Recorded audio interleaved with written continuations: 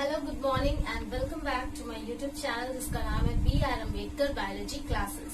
तो आइए आज हम पढ़ते हैं टाइप्स ऑफ वेजिटेटिव रिप्रोडक्शन। जैसा कि आप लोग जानते हैं, हम लोगों ने पिछले क्लासेस में पढ़ा था वेजिटेटिव रिप्रोडक्शन और वेजिटेटिव रिप्रोडक्शन के कितने टाइप्स होते हैं। तो वेजिटेटिव रिप्रोडक्शन के जनरली दो टाइप्स होते हैं, natural vegetative reproduction and artificial vegetative reproduction, जो कि मैंने पिछले लेक्चर में आप लोगों को बता दिया था। तो आज हम लोग स्टार्ट करेंगे टॉपिक से टाइप्स ऑफ वेजिटेटिव रिप्रोडक्शन और फिर उसके अलग अलग मोड्स के बारे में। तो आइए हम लोग शुरू करते हैं। क्या होते हैं टाइप्स ऑफ वेजिटेटिव रिप्रोडक्शन। तो टाइप ऑफ वेजिटेटिव रिप्रोडक्शन में सबसे पहला क्या आता है, नेचुरल वेजिटेटिव प्रोपगेशन या फिर रिप्रोडक्शन। प्रोपगेशन इसलिए कहते हैं क्योंकि इसमें प्रोपग्यूल्स बनते हैं, जो कि मैंने पिछले क्लास में आप लोगों से डिस्कस किया था।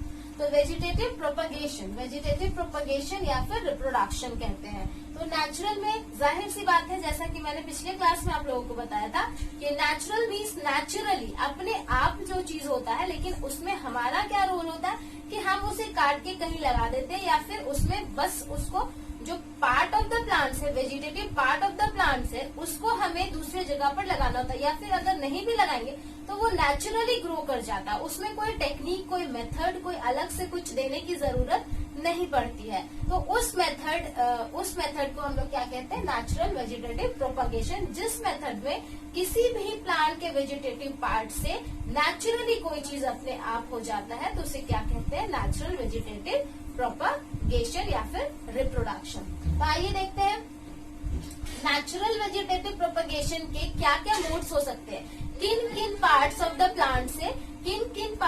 प्लांट से हम लोग नेचुरल वेजिटेटिव प्रोपगेशन करवा सकते हैं या फिर होता है। तो इसमें हम लोग जानेंगे सबसे पहले रूट्स के बारे में। मैं आप लोगों को बता दूं, जो भी नीट के लिए प्रिपेयर कर रहे होंगे उन लोगों के लिए ये बहुत इंपॉर्टेंट है। जितने भी एग्जाम्पल्स अभी मैं बताऊंगी उसे बहुत ही ध्यान से पढ़िएगा, क्योंकि इससे घुमा घुमा के बहुत सारे क्वेश्चंस पूछे जाते हैं आपके नीट के क्वेश्चन में। तो आइए देखते हैं। पहला क्या है, रूट्स है। तो रूट्स में हम लोग जैसा कि बहुत ही पहले से पढ़ते चले आ रहे हैं, दो टाइप्स का रूट होता है। हमारे पास कितने टाइप्स के रूट होते हैं, 2 टाइप्स के रूट होते हैं। पहला रूट क्या होता है, टैप रूट। दूसरा क्या होता है, एडवेंटिशियस रूट। तो टैप रूट कैसा होता है, मैंने यहाँ पर फिगर बनाया। एक लंबा, एकदम लंबा सा निकला हुआ होगा और छोटे छोटे उसमें रूट्स हेयर रहेंगे, रूट हेयर्स उसमें रहेंगे। तो एक पॉइंटेड एकदम जमीन के अंदर चला जाएगा, एक ही मेन रूट रहेगा उसमें और बाकी जो है वो रूट हेयर्स रहेंगे। वैसे रूट को हम लोग क्या कहते हैं, टैप रूट। जैसे कि आप लोगों ने देखा हुआ गाजर में, मूली में, तो वो सब में क्या रहता है, टैप रूट रहता है। एडवेंटिशियस रूट, दूसरा कौन सा टाइप है रूट्स का, एडवेंटिशियस रूट। एडवेंटिशियस रूट इस टाइप से रहता है, बंच ऑफ मेन रूट इसमें बहुत सारे रहते हैं और उससे भी फिर रूट हेयर्स निकले हुए रहते हैं। तो ये हो जाता है एडवेंटिशियस रूट्स। तो ये ध्यान में रखिएगा। लेकिन यहाँ पर सबसे अच्छी और बहुत ही इंटरेस्टिंग बात ये है कि जब भी यहाँ पर वेजिटेटिव प्रोपगेशन करवाया जाता है तो जरूरी नहीं है कि जो टैप रूट का हो उसे आप फिर से दूसरी जगह पर लगाओगे तो वो टैप रूट में ही कन्वर्ट हो, ऐसा कोई जरूरी नहीं है। जैसा कि मैंने यहाँ पर कुछ एग्जाम्पल दिया है कि टैप रूट का अगर कोई पौधा था, आप उसे काट करके कहीं लगा दिए तो उसमें एडवेंटिशियस रूट भी आ सकता है, रूट चेंज भी हो सकता है depending on soil. Yes, it is true कि आपका सॉइल कैसा है वहाँ का और कैसा, क्योंकि पूरे प्लांट को क्या चाहिए, वाटर चाहिए, और पूरे प्लांट को वाटर लेने के लिए कहाँ से वो वाटर लेता है, रूट्स के थ्रू लेता है। तो जैसा वहाँ पे सुविधा होगा उस प्रकार वो क्या करेगा, अपने आप को अडेप्ट करते हुए एडवेंटिशियस रूट भी बना लेता है। और कुछ एडवेंटिशियस, लेकिन टैप रूट एडवेंटिशियस रूट बना सकते हैं, बट एडवेंटिशियस रूट आपका टैप रूट अभी तक नहीं बनाता है। कहीं कहीं आपको देखने को मिलेगा, बहुत कम। लेकिन टैप रूट क्या करता है, अक्सर क्या करता है, एडवेंटिशियस रूट्स में कन्वर्ट हो जाता है, ताकि वो ज्यादा से ज्यादा उसको सोर्सेस मिल सके पानी को एब्जॉर्ब करने के लिए और सारी चीजों को एब्जॉर्ब करने के लिए। तो इसलिए टैप रूट क्या करता है, एडवेंटिशियस रूट में भी बदल सकता है। तो इसे हम लोग क्या कहेंगे, मॉडिफाइड रूट्स में हम लोग इसको लेंगे। तो आगे बढ़ते हैं। जैसा कि मैंने यहाँ पर दिखाया कि रूट 2 टाइप्स का होता है, tap root and adventitious root. अब यहाँ पर नेचुरल वेजिटेटिव प्रोपगेशन में क्या होता है कि रूट्स के 2 टाइप से यहाँ पर प्रोपगेशन होते हैं। पहले जो टैप रूट रहेगा वो एडवेंटिशियस रूट में कन्वर्ट हो जाएगा। ऐसा कौन कौन से ऑर्गेनिज्म, कौन कौन से प्लांट में होता है, तो यहाँ पर आपको दिख रहा होगा दरबेजिया, जिसको कि सीसम कहते हैं हम लोग ओन भाषा में, गुआवा यानी कि आपका अमरूद, पॉपुलर, एल्बिजिया, मोरैया, ये सब कुछ प्लांट्स हैं, जंगली प्लांट्स हैं जो कि जंगल में पाए जाते हैं। ठीक है, अब आप आते हैं आपको फ्लैशी रूट्स। दूसरा क्या है, फ्लैशी रूट्स। तो फ्लैशी रूट्स क्या होता है, इसे हम लोग ध्यान देंगे। यहाँ पर नीट से एक क्वेश्चन पूछा जाता है, फ्लैशी रूट्स को हम लोग स्लिप भी कहते हैं। स्लिप कैसे बनेगा देखेंगे। यहाँ पर मान लीजिए टैप रूट है, ठीक है। टैप रूट से नया रूट जब बनने के लिए, टैप रूट से जब एडवेंटिशियस रूट वो बनना चाहेगा तो ऑब्वियसली यहाँ पर क्या होगा, एक नोड्यूल निकलेगा। नोड्यूल निकलने के बाद यहाँ से क्या होगा, आउटग्रोथ निकलेगा रूट का। रूट की आउटग्रोथ यहाँ से निकलेगी और इस आउटग्रोथ के थ्रू पूरा रूट जो है वो डेवलप हो जाता है। ये जो आउटग्रोथ निकला आपके रूट से, इसे हम लोग क्या कहते हैं, स्लिप कहते हैं। तो ये आपके नेट के क्वेश्चंस में भी पूछा जाता है, तो इसे स्लिप कहते हैं। और 12th के एग्जाम में इतना डीपली आपसे नहीं पूछा जाता है, बल्कि ये तो पूछा ही नहीं जाता है। आपको सिर्फ पूछ देगा नेचुरल वेजिटेटिव प्रोपगेशन क्या होता है, या फिर जनरली आपको कुछ इसमें एग्जाम्पल्स पूछ देगा, तो आपको उतनी घबराने की बात नहीं। लेकिन नीट के लिए आपको पूरा डीपली इसे जानने की जरूरत है। तो इसलिए यहाँ पर देख लेंगे टैप रूट से एडवेंटिशियस रूट में जो प्लांट बदलेंगे वो कुछ एग्जाम्पल्स यहाँ पर है। और फ्लैशी रूट, इसे हम लोग फ्लैशी रूट्स कहते हैं। तो फ्लैशी रूट्स जब एडवेंटिशियस बर्ड्स में चेंज होंगे, एडवेंटिशियस बर्ड्स में चेंज होंगे, वैसे कौन कौन से हैं, जैसे स्वीट पोटैटो, टोपियाको, डलिया, एस्परगस, यम, टाइनोस्पोरा। तो ये सब। अब यहाँ पर मैंने क्या कहा, देखिए टैप रूट से ये क्या हो गया, एडवेंटिशियस रूट में कन्वर्ट हो गया।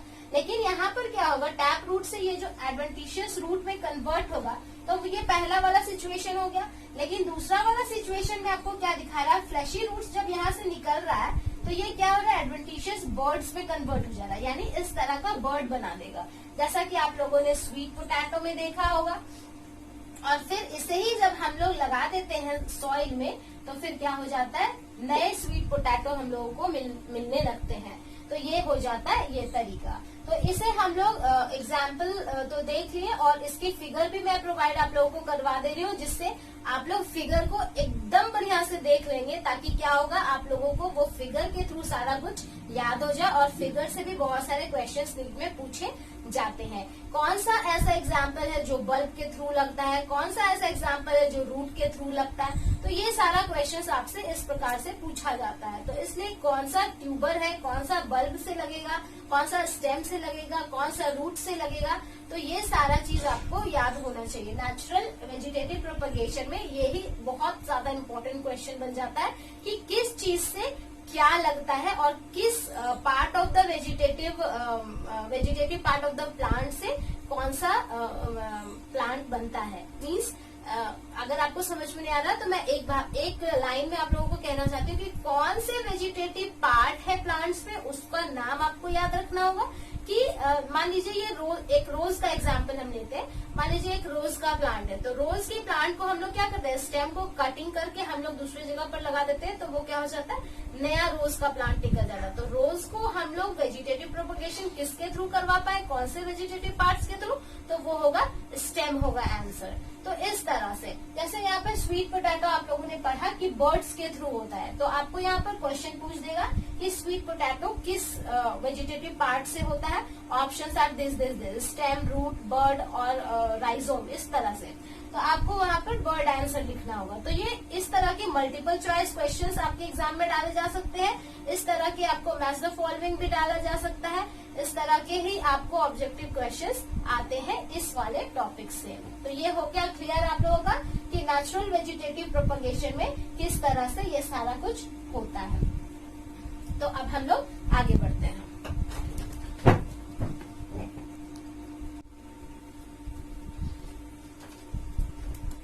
जी, अब हम लोग बात करेंगे दूसरे नंबर पे, जो कि क्या है, अंडरग्राउंड स्टेम्स। तो अंडरग्राउंड स्टेम्स यानी कि जमीन के अंदर रहने वाले स्टेम्स। इससे पहले हम लोगों ने देखा कि रूट के थ्रू किसी भी चीज को रूट से, जड़ से ही निकाल करके अगर हम लोग दूसरी जगह पर लगाते हैं तो वो किस तरह से होगा, और रूट्स जो है वो चेंज करके एडवेंटिशियस रूट्स में भी बदल सकते हैं। अब दूसरा हम लोग देख रहे हैं स्टेम्स। स्टेम्स के थ्रू हम लोग कैसे उसको लगा सकते हैं दूसरे प्लेस में। तो आइए हम लोग देखते हैं यहाँ पर स्टेम के थ्रू क्या क्या होगा। तो स्टेम में आप लोगों को बहुत सारे ऑब्जेक्टिव क्वेश्चंस आते हैं। तो कैसे आते हैं इसको आप लोग ध्यान रखिएगा कि यहाँ पर जो एग्जाम्पल्स होंगे, जैसे अंडर रूट स्टेम्स में अगर पूछा जाए आपसे कि ट्यूबर्स के थ्रू कौन कौन से ऐसे प्लांट्स है जिसको हम लोग लगा सकते हैं या जिससे हम लोग वेजिटेटिव प्रोपगेशन करवा सकते हैं, या फिर आपको एक दे दिया कि पोटैटो, एक प्लांट का नाम दे दिया कि पोटैटो एक प्लांट है और जिसमें जो है वेजिटेटिव प्रोपगेशन वो किस स्टेम के थ्रू होता है, तो कौन से टाइप के स्टेम के थ्रू होता है, तो वो होगा ट्यूबर्स के थ्रू। तो इस तरह से आपको इसको पढ़ करके याद करना पड़ेगा। तो ये देखते हैं, सबसे पहला टाइप जो है वो ट्यूबर्स है। ट्यूबर्स में आइज बनते हैं। यहाँ पर मैंने इस फिगर को बनाया है आप लोगों को समझाने के लिए। यहाँ पर आप देख सकते हैं कि आलू में क्या होता है, इस तरह के आंख बने हुए रहते हैं, आइज बने हुए रहते हैं, और इस आइज के थ्रू ही क्या होते हैं, जर्मिनेट करते हैं बर्ड बनते हैं, और फिर बर्ड बनने के बाद ये फिर बड़े होने लगते हैं और इससे फिर रूटिंग और शूटिंग होने लगती है। मेरे पिछले वीडियोस आप लोगों ने देखा होगा, तो आप लोगों ने देखा होगा कि कैसे रूटिंग और शूटिंग होता है। तो यहाँ पर फिर क्या होगा, ये आई बर्ड्स निकलने लगेंगे और इस आई बर्ड्स के थ्रू फिर क्या होंगे, पूरे प्लांटलेट पूरे रूटिंग और शूटिंग होने लगेंगे और ये एक पूरा प्लांट में तैयार हो जाता है। तो इस तरह के, तो किसमें होता है इस तरह से, आर्टिकोक में एंड पोटैटो में। तो ये दो एग्जाम्पल्स ही आपको मेनली पूछे जाते हैं ज्यादातर। अब आते हैं दूसरे टाइप्स में जिसका नाम है बल्ब्स। बल्ब्स के थ्रू बल्ब जो है वो बाद में बर्ड बन जाता है और फिर उसके थ्रू क्या होता है, पूरा का पूरा प्लांट तैयार हो जाता है। तो ये किसमें होगा, गार्लिक में, नार्किकस में, ओनियन में और लिली में। तो ये सब एग्जाम्पल्स है। कॉम्स एक टाइप है जो बाद में फिर बर्ड बन जाएगा। और ये किसमें होगा, जमीकंद यानी जितने भी आप लोगों ने सुना होगा, कंदा, मलकंदा, ये सब सुना होगा आप लोगों ने। तो जितने तरह के वो कंदाज होते हैं जो जमीन के अंदर होते हैं आलू के जैसे ही, तो वो सारे कंदाज जो है वो उसमें क्या बनते हैं, कॉम्स बनते हैं। और वो कॉम्स बनने के बाद फिर क्या होते हैं, कॉम्स बनने के बाद वो बर्ड बनाते हैं और बर्ड फिर पूरे प्लांट में तैयार हो जाते हैं बन करके। फिर आते हैं राइजोम्स में। तो राइजोम्स ऐसे चीज होते हैं जो कि अपने बॉडी के अंदर क्या करते हैं, बहुत ज्यादा खाना और बहुत ज्यादा पानी स्टोर कर करके रखते हैं, ताकि उसको जब भी अनफेवरेबल कंडीशन मिले, मतलब मान लीजिए आप उसको लगा दिए अनफेवरेबल कंडीशन या फिर फेवरेबल कंडीशन मिले, तो वो उसको अनफेवरेबल कंडीशन में क्या होगा कि वो अपने बॉडी को क्या कर सकेगा, पानी आराम से दे सकेगा। तो ऐसे पौधों में, राइजोम्स वाले पौधों में आपको क्या ज्यादा पानी देने की जरूरत नहीं पड़ती है, और अगर पानी की कमी होती है तो वो क्या करता है, वहां से ही अपना खाना पीना खाते रहता है। तो ये स्टोरिंग कैपेसिटी इसमें बहुत अच्छी होती है। और अनफेवरेबल कंडीशन की बात थी ये, अब फेवरेबल कंडीशन मिलते ही वो क्या हो जाता है, जर्मिनेट होने लगता है। तो इसमें कौन कौन से एग्जाम्पल्स है, banana, ginger, turmeric, aspidium, adiantum, lotus and water hyacinth. तो ये सबके ये फीचर्स हैं। आगे बढ़ते हैं, सकर्स नाम से ही सुनाई दे रहा है कि चूसने वाला, यानी कि ये क्या करेगा, अब धीरे धीरे क्या करेगा, जमीन की नमी को और पानी को और मिनरल्स को, सारी चीज को सक कर करके अपने बॉडी में स्टोर कर करके रखता है और फिर क्या होता है, आराम से फिर अपना खाना पीना खाते रहता है और जिंदा रह पाता है। तो किसमें ये एग्जाम्पल, इसमें क्या होता है, सकर्स में बर्ड्स नहीं बनते, इसमें एरियल शूट्स निकलते हैं।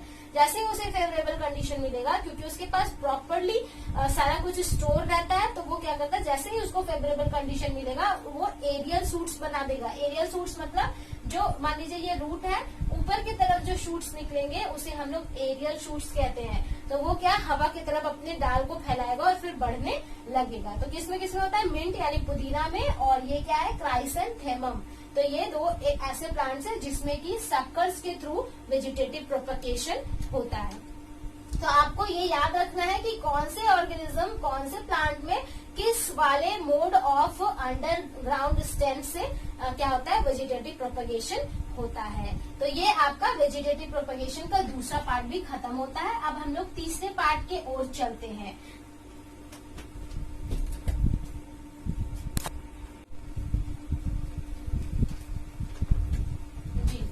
तीसरा नंबर पे हम लोग देखेंगे सब एरियल और creeping stem. Sub aerial means क्या, हम लोगों ने अभी तक अंडरग्राउंड स्टेम्स देखा था जो जमीन के अंदर रहते हैं। अब हम लोग क्या देख रहे हैं कि सब एरियल, यानी अब जो स्टेम्स होंगे वो जमीन से थोड़े ऊपर में होंगे, थोड़े ऊपर में होंगे। तो और क्रीपिंग स्टेम्स, क्रीपिंग मीन्स क्या होता है, रेंग के चलना। तो यानी इसके स्टेम्स क्या करेंगे, जमीन पर रेंगेंगे और अपने स्टेम्स को आगे बढ़ाएंगे और वेजिटेटिव प्रोपगेशन करेंगे। तो कौन कौन से है इसमें, कौन कौन से मोड से, कौन कौन से टाइप से देख लेते हैं। पहला है रनर्स। रनर्स जो है वो क्राउन्स बनाता है। क्राउन्स का मतलब क्या होता है, जो यहाँ पर पहना जाता है, राजा महाराजा लोग जो क्राउन्स पहनते थे उसी शेप का ये क्राउन्स बनाते हैं। और क्राउन्स बनाने के बाद फिर उसी से बर्ड्स निकलते हैं, छोटे छोटे नए नए, और देन फिर बर्ड्स निकलने के बाद फिर क्या होते हैं, वहां से नए प्लांटलेट निकलते हैं और वो फिर नए प्लांट में बदल जाते हैं। तो रनर्स में क्या होगा, लॉन ग्रास, कैंटेला, ऑक्सालिस। आपको कुछ नहीं करना है, बस इसके एग्जाम्पल्स याद रख लें और कौन से टाइप से कौन से एग्जाम्पल से, बस इसको याद कर लेना आप लोगों को। यहीं से क्वेश्चंस आते हैं और ज्यादा इसमें जानने की आवश्यकता अभी फिलहाल नहीं है, क्योंकि आप अगर नीट के लिए कर रहे हो तो इसके फिगर मैं अभी दूंगी आप लोगों को, तो उस फिगर को ध्यान से देख लेना और कौन सा एग्जाम्पल है और कौन से टाइप से रनर से क्या क्या चीज होता है, इस तरीके से आपको इसको पढ़ाई करनी है। और फिर दूसरे नंबर पे आते हैं सब एरिया में, जिसको स्टोलॉन्स बोलते हैं। तो स्टोलॉन्स जो है वो ऊपर में ब्रांचेस निकालते हैं और उसी से फिर नए बर्ड्स निकलते हैं। और याद रखिएगा बर्ड्स निकलते हैं तभी जा करके, आप देखे होंगे जैसे गन्ना में आप लोगों ने देखा होगा गांठ बना हुआ रहता है, और गांठ बनने के बाद वहां पर छोटे छोटे बर्ड्स निकल जाते हैं और उस बर्ड्स के थ्रू नए फिर लीफ निकलते हैं, फिर उससे नए ब्रांचेस निकल जाते हैं। तो बर्ड आपके सब में निकलेंगे, कुछ कुछ ऐसे हैं जैसे आपका अनियन बताया था तो वो बल्बिल्स होता है। इस टाइप से अलग अलग एग्जाम्पल्स है आपके। तो आपको लास्टली फिर बर्ड्स निकलेगा और बर्ड्स के थ्रू क्या होगा, नए ब्रांचेस निकलते हैं, लेकिन उसके टाइप्स अलग अलग है, अलग अलग नाम से उसे कहा जाता है। तो इसलिए हम लोग इतना पढ़ते हैं। तो स्टोलॉन्स है, स्टोलॉन्स के थ्रू क्या क्या निकलता है, स्ट्रॉबेरी, वेलिस, नेरिया। ऑफसेट्स के थ्रू क्या निकलता है, ऑफसेट्स हमेशा याद रखना, ऑफसेट्स जब भी आपसे पूछा जाएगा तो वो एक्वाटिक प्लांट्स में, जो पानी के अंदर प्लांट्स रहते हैं छोटे छोटे, उसमें ये होते हैं, जैसे कि वाटर हाइसिंथ, इकोडिया और पिस्टिया में। एक यहाँ पर और बात बता दूं मैं, वाटर हाइसिंथ को टेरर ऑफ बंगाल कहा जाता है, क्योंकि ये बंगाल में ही नोट किया गया था पहली बार। ये क्या होता है कि वाटर हाइसिंथ क्या होता है कि जब पानी में अगर उसका ग्रोथ बढ़ने लगे, और जाहिर सी बात है कि वो स्टेम्स के थ्रू प्रोपगेट करके अपना न्यू प्लांटलेट बना लेता है, तो वो वेजिटेटिव प्रोपगेशन बहुत जल्दी कर लेता है और वाटर में बहुत ही कम समय में वो क्या करता है, पूरा अपना पॉपुलेशन भर देता है, और जिसकी वजह से वो ज्यादा ऑक्सीजन लेने लगता है। और जो मछलियां हैं, जो फिशेस और जो अदर ऑर्गेनिज्म है वाटर में, वो सभी धीरे धीरे मरने लगते हैं, क्योंकि वहां पर ऑक्सीजन की कमी हो जाती है। तो इसे क्या कहा गया था, टेरर ऑफ बंगाल। ओके, तो आगे बढ़ते हैं। फोर्थ नंबर में एरियल स्टेम्स। एरियल स्टेम्स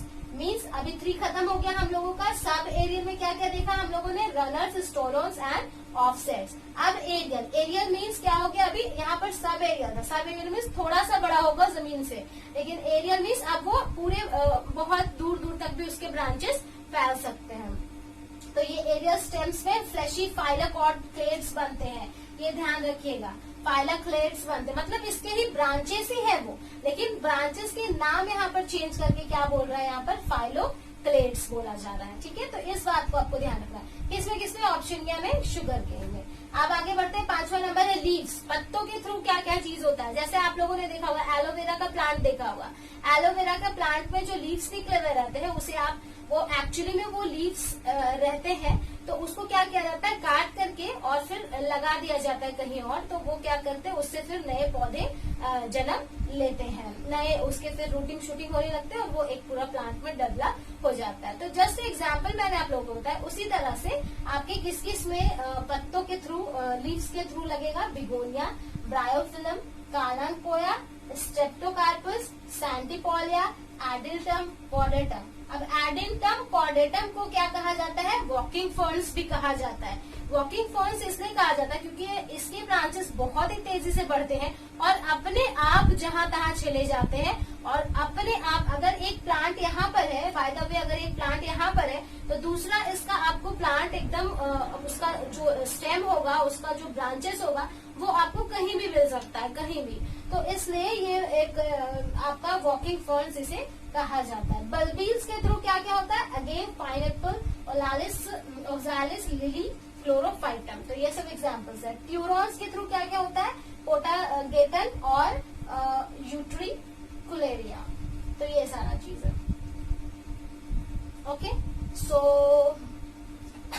ये हो गया आपका नेचुरल वेजिटेटिव प्रोपगेशन। तो आई होप आप लोगों को नेचुरल वेजिटेटिव प्रोपगेशन बहुत ही अच्छा लगा होगा। अब मैं आप लोगों को यहाँ पर फिगर दिखाना चाहती हूँ। इस फिगर में क्या होगा कि आप लोग इसको देख करके समझ पाएंगे कि इस फिगर के थ्रू आपको समझ में आएगा, एक ही चीज को यहाँ से पढ़ना है और उस फिगर को देखना है और आपको समझ में आ जाएगा कि वो किस तरीके से होता है। और सारे एग्जाम्पल्स को अच्छे से याद करना है, तभी जाकर के आप एग्जाम में अच्छे से कर पाओगे, क्योंकि इससे भर भर के एग्जाम्पल्स से ही भर भर के क्वेश्चंस आते हैं। तो चलिए, ये हो गया नेचुरल वेजिटेटिव प्रोपगेशन। अब हम लोग देखेंगे आर्टिफिशियल वेजिटेटिव प्रोपगेशन।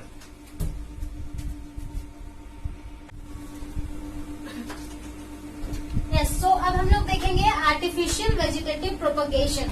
हम लोगों ने नेचुरल प्रोपगेशन देख लिया, कितने टाइप्स के होते हैं, किस किस मोड से कौन कौन से स्टेम्स के थ्रू क्या क्या होता है, वो सभी हम लोगों ने नेचुरल में देख लिया। लेकिन अब हम लोग आर्टिफिशियल की बात करते हैं। तो आर्टिफिशियल मीन्स मैन मेड, यानी आदमियों के द्वारा प्लांट में ही कुछ ऐसे बदलाव किए गए हैं, कुछ ऐसे मेथड्स डाले गए, कुछ ऐसे टेक्निक्स डाले गए, जिसके थ्रू हम लोग क्या करते हैं, नए प्लांट्स को आसानी से बना लेते हैं और फिर बहुत ज्यादा प्रोडक्शन ले लेते हैं। ये क्यों जरूरी हुआ? क्योंकि जब आप लोगों ने सुना होगा हरित क्रांति यानी ग्रीन रिवॉल्यूशन जब हुआ था, तो ग्रीन रिवॉल्यूशन होने के बाद क्या हुआ कि बहुत ज्यादा खेती करने लगे लोग, तो बहुत ज्यादा खेती करने लगे, तो इसलिए ग्रीन रिवॉल्यूशन हुआ था। तो बहुत ज्यादा खेती करने के लिए क्या था, हम लोगों को एक टेक्निक की जरूरत थी। पहले उतना ज्यादा खेती हुआ नहीं करता था, पहले प्राचीन काल में जब हम लोग चले जाए तो क्या होता है कि जैसे जैसे हम लोग अपने टेक्निक्स को प्लांट्स में लगाना शुरू किए, तो उससे हमको ज्यादा प्रोडक्शन मिलने लगा और एक ही प्लांट से हम बहुत सारे प्लांट्स बना पाने लगे और एक ही टाइम में एक ही प्लांट से हम लोग डिफरेंट प्लांट्स बना करके उसके बहुत सारे फ्रूट्स या फिर उसके बहुत सारे प्रोडक्ट्स लेने लगे। तो ये हम लोगों के द्वारा आर्टिफिशियली मेथड्स को यूज करते हुए किया गया और तब जाकर के हम लोग क्या कर पाते हैं, बहुत ज्यादा प्रोडक्शन ले पाते हैं। तो ये था इसका मेन मकसद और मेन मुद्दा। आज तो ये बहुत ज्यादा बढ़ गया है, इतना ज्यादा आज हम लोग आर्टिफिशियली प्लांट्स को प्रोपगेट करवाने लगे हैं कि आज आपको देखने को मिलेगा कि हर तरफ से कहीं पे भी आप जाइए तो आपको आर्टिफिशियल प्रोपगेशन ही दिखाई देगा, नेचुरल वाला बहुत कम ही दिखाई देता है। तो इसलिए हम लोग आगे बढ़ते हैं और आर्टिफिशियल वेजिटेटिव प्रोपगेशन के टाइप्स को हम लोग पढ़ते हैं। तो सबसे पहले आर्टिफिशियल वेजिटेटिव प्रोपगेशन के डेफिनेशन मैंने पिछले वीडियो में आप लोगों को बता दिया था, तो आप पिछले वीडियो में जाकर के उसको देख सकते हैं। तो आर्टिफिशियल वेजिटेटिव प्रोपगेशन का पहला टाइप है कटिंग। ओके, सो कटिंग यहाँ पर है। कटिंग यानी कि हम लोग क्या करेंगे, सीधा सीधी काट करके लगा देंगे। यहाँ पर आप लोग को समझना है, नेचुरल प्रोपगेशन जिस टाइप से हो रहा था, स्टेम से हो रहा था, रूट से हो रहा है, तो यहाँ पर हम लोग कटिंग करेंगे तो हम लोग कुछ भी काट सकते हैं। या तो हम लोग स्टेम्स के थ्रू काट सकते हैं, जो स्टेम्स के थ्रू प्रोपगेट हो रहा था नेचुरली उसके स्टेम्स को हम लोग काटेंगे, जो रूट्स के थ्रू हो रहा था उसके रूट्स को काट देंगे, जो बर्ड्स के थ्रू हो रहा था उसके बर्ड्स को काट देंगे। मीन्स वहां पर जो नेचुरली हो रहा था उसे ही हम लोग क्या करेंगे, हम लोग अपने तरीके से उसको काट करके कटिंग कर करके और दूसरे तरफ से लगा देंगे कुछ केमिकल्स को यूज करते हुए, तो वो हमको नया पौधा दे देगा। तो कौन कौन से केमिकल्स, IBA एंड NAA, ये दोनों केमिकल्स हम लोग यूज करते हैं जब भी हम लोग आर्टिफिशियली कोई भी प्लांट से दूसरे प्लांट लेना चाहते हैं। तो ये दो तरह के केमिकल्स हम लोग यूज करते हैं, indole acetic acid and naphthalene acidic acid.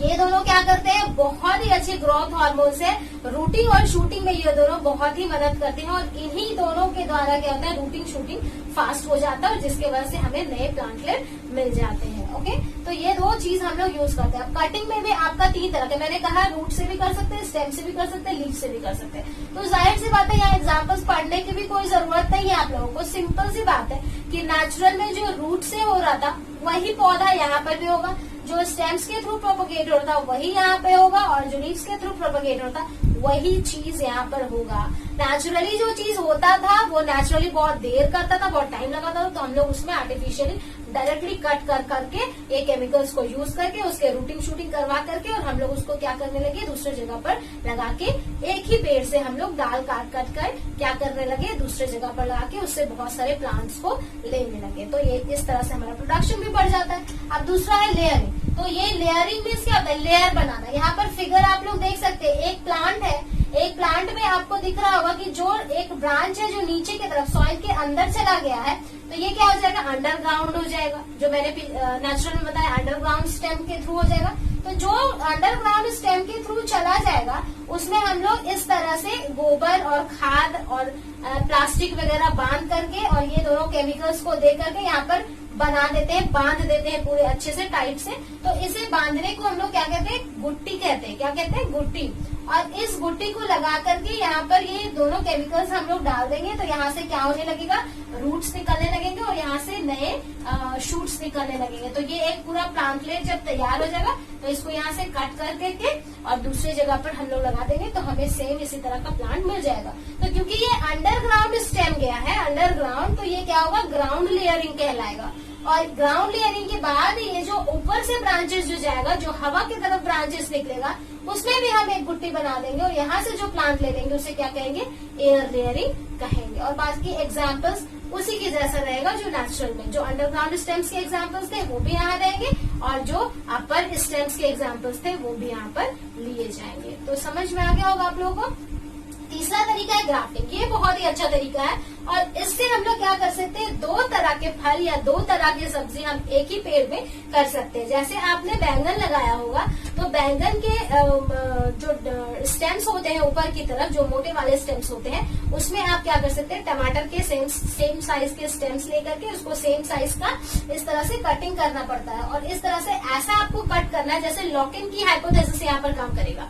जैसे कि ताले में चाबी कैसे फिट हो जाता है, उसी तरह से आपको दोनों डाल में ऐसे कट्स लगाने हैं कि दोनों एक दूसरे में क्या हो जाए, फिट हो जाए। और दोनों एक दूसरे में जब फिट हो जाएंगे तो हम लोग इसको क्या करेंगे, कुछ नहीं, टाइटली इसको बांध देते हैं और कुछ दिनों के बाद यहाँ से क्या होता है, पानी वगैरह जितना चीज चाहिए वो पास होके न्यू सेल्स तैयार होते हैं और ये दोनों ज्वाइंट होके इस तरह से बन जाता है। और ज्वाइंट होने के बाद उस प्लांट में दोनों तरह के फल आएंगे। कैसे, नीचे वाला जो ब्रांच होगा आपका, वो नीचे वाला जो ब्रांच होगा उसमें नीचे वाले जो पौधे थे उसके फल आएंगे। ऊपर से जो आपने किसी और पौधे का फल ये लगाया तो इसमें जो ब्रांचेस आएंगे उसमें भी फूल आएंगे तो वो उसके फ्रूट्स आपको दे सकता है। तो ये ग्राफ्टिंग बहुत ही इंटरेस्टिंग टेक्निक है जिसके थ्रू आप एक ही पौधे में दो तीन तरह के सब्जी या फिर फ्रूट्स को उगा सकते हैं या फिर फ्लावर्स किसी भी तरह का चीज। तो ये आपका ग्राफ्टिंग जो है वो बहुत सारे टाइप्स में होता है। टाइप्स किसके अकॉर्डिंग, नेम जो है वो जिस तरह का कट आप लगाते हैं उसके अकॉर्डिंग इसका नेम है। जैसे टंग है तो टंग की कट का आपको बनाना होगा। क्राउन है, क्राउन यानी इस तरीके से, डब्लू इस तरीके से क्राउन टाइप का। वेज है, थोड़ा वेज निकला हुआ रहेगा, साइड बर्ड को काट करके अगर आप लगाते हैं तो ये सब ग्राफ्टिंग के कुछ टाइप्स हैं। तो इसको आप लोग ध्यान में रखिएगा। अब हम लोग पढ़ेंगे माइक्रो प्रोपगेशन। तो आप, आई होप आप सभी को बहुत अच्छे तरीके से समझ में आया होगा। ये टॉपिक आप जितना भी समझेंगे हर तरफ अलग है, बस आपको इतना समझना है कि इसके एग्जाम्पल्स कौन कौन से होते हैं और क्या जो है किस तरीके से लगता है। अगर आप नेचुरल अच्छे समझ गए तो आर्टिफिशियल कुछ भी नहीं है। तो अब हम लोग इस तरह से करने लगे, इस तरह से हम लोग आगे बढ़ने लगे तो धीरे धीरे क्या होने लगा, नए नए प्लांट्स डेवलप होने लगे और बहुत ज्यादा हमें प्रोडक्शन मिलने लगा। लेकिन प्रोडक्शन मिलने के बाद अब हम लोग और एडवांस में चले जाते हैं तो फिर हम लोगों ने लॉन्च किया माइक्रो प्रोपगेशन। क्या लॉन्च किया, माइक्रो प्रोपगेशन। माइक्रो प्रोपगेशन बहुत ही इंटरेस्टिंग टॉपिक है। उससे अलग से आपको 12th क्लास में क्वेश्चन पूछे जाते हैं। अलग से आपको 3 नंबर में, 2 नंबर में या 5 नंबर में भी क्वेश्चन पूछे जा सकते हैं। तो इसलिए उसको ध्यान से समझना है।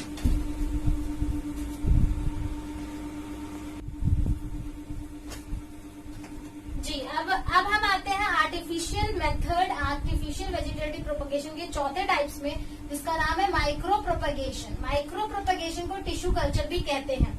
माइक्रो प्रोपगेशन क्यों कह रहे हैं, क्योंकि प्लांट के माइक्रो पार्ट से, एकदम माइक्रो मीन्स एकदम छोटे छोटे पार्ट से हम लोग क्या कर सकते हैं, नए प्लांट्स बना सकते हैं। तो प्लांट के छोटे, एकदम छोटे पार्ट, माइक्रो पार्ट्स क्या हो सकते हैं, सेल हो सकते हैं, टिश्यू हो सकते हैं। यस, तो हम लोग सेल, इवन हम लोग सेल, अभी तक तो हम लोग स्टेम, रूट्स और ये सारे चीज को लेकर के नए पौधे बना सकते थे। लेकिन हमारे आर्टिफिशियल टेक्निक्स इतने ज्यादा डेवलप हो गए कि अब हम लोग क्या कर सकते हैं, उसके सिंपल एक छोटे सेल को भी लेकर के हम लोग क्या कर सकते हैं, एक नया पौधा बना सकते हैं। तो उस प्रोसेस को क्या बोलते हैं, माइक्रो प्रोपगेशन। आइए, मैं आप लोग को अगर नहीं दिख रहा होगा तो मैं जो बोल रही हूँ उसे ध्यान से सुन के आप इसका डेफिनेशन लिख लेंगे। दिस इज द मेथड, मैं फिर से बोल रही हूँ, this is the method includes propagation of plants by culturing the cells by culturing the cells, tissues, organ are called tissue culture। मतलब एक सिंपल सेल, टिश्यू या फिर उसके एक सिंपल ऑर्गेन को भी लेकर के हम लोग क्या कर सकते हैं, उसको पूरे प्लांट्स में कन्वर्ट कर सकते हैं। तो इस प्रोसेस को हम लोग क्या कहते हैं, टिश्यू कल्चर कहते हैं। और टिश्यू कल्चर जो है, the culturing of cells result in undifferentiated mass of cells called callus. और जब हम लोग एक छोटा सा कोई सेल को लेते हैं तो वो क्या करता है, बहुत ही ज्यादा बढ़ने लगता है, अपने सेल के नंबर्स को डिवाइड करने लगता है सेल डिवीजन के थ्रू, और एक बड़ा सा मांस का टुकड़ा बन जाता है। मांस का टुकड़ा मीन्स उसका जो सेल्स होगा, वो जो सेल्स होगा सेम टाइप ऑफ सेल्स ही, खाली बड़े होंगे, तो उसमें डिफ्रेंशिएशन नहीं होगा। मीन्स अभी उसमें रूटिंग शूटिंग वगैरह कुछ नहीं हो रहा है, सिर्फ वो सेल्स को बड़ा कर रहा है और एक बड़ा सा टुकड़ा बन जाएगा, तो उसे हम लोग क्या कह सकते हैं, कैलस कह सकते हैं। ओके, तो आइए हम लोग देखते हैं कैसे होता है ये। मान लीजिए ये एक प्लांट है, इस प्लांट से मान लीजिए हम लोगों ने एक सेल उठा लिया, लीफ का एक सेल उठा लिया, मान लीजिए लीफ का एक सेल उठा लिया, और सेल को जब हम लोग उठाते हैं तो यहाँ पर टेस्ट ट्यूब है, ये लैब में ये काम होता है। टेस्ट ट्यूब में क्या करेंगे, इसमें अगार मीडियम है, अगार मीडियम रेडीमेड आजकल बना हुआ आता है, इसमें वो सारे न्यूट्रिएंट्स प्रोवाइडेड रहते हैं जो कि न्यूट्रिएंट्स प्लांट्स को चाहिए, एक प्लांट को चाहिए जर्मिनेट करने के लिए या फिर बड़े होने के लिए, तो रूटिंग शूटिंग करने के लिए। तो इस अगार मीडियम में वो सारे न्यूट्रिएंट्स रहते हैं जो कि एक प्लांट को ग्रो करने के लिए चाहिए। तो ये हम लोगों ने डाल देता है, और एक सेल को हम लोग उठा करके क्या करेंगे, यहाँ पर डाल देंगे, कॉटन प्लग लगाएंगे और इसे एक अच्छे एनवायरमेंटल कंडीशन में रखेंगे। एनवायरमेंटल कंडीशन में रखने के बाद फिर क्या होगा, कुछ दिनों के बाद जब हम लोग देखेंगे तो उसमें धीरे धीरे छोटे छोटे निकलने लगेंगे, जिसको हम लोग एम्ब्रॉयड स्टेज कहते हैं। एम्ब्रायो वगैरह निकलने लगेंगे, एम्ब्रायो हो जाएंगे।